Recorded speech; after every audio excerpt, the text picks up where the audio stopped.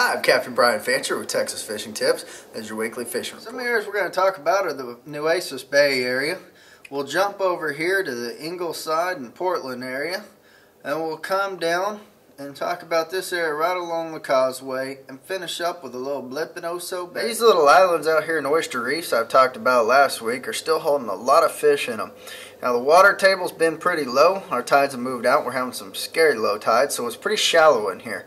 It's only going to be about 2-3 feet deep, so don't get your deep drafting boat in there and get yourself in trouble. But if you get something shallow, run up in here, drop your trolling motor, and work all this area. There's quite a few redfish and black drum swimming around here. You'll find a spotty trout, but that's not your prominent species out here. Now, shrimp under a popping cork is pretty ideal.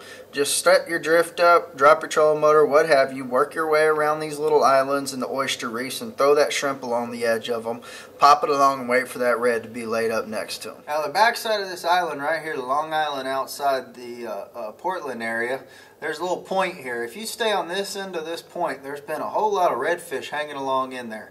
There's two different sides of this island. There's more sand on this side and more rock on this side.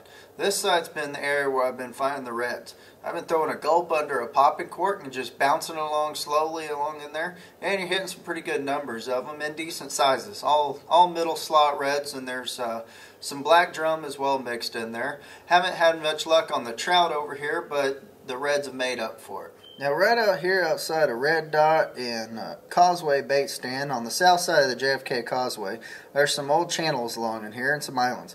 There's some deep holes on the backside of these islands, and that's kind of a good area for you to start looking for fish. The black drum are making their way through these channels, and they'll kind of congregate around these islands.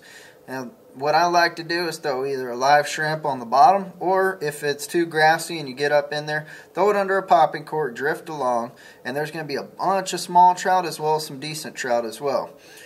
So trout, drum, that's pretty much what you're going to look for along in here.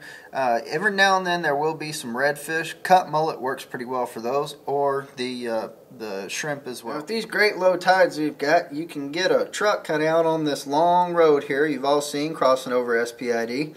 I'd launch a kayak right here and start paddling out towards the middle.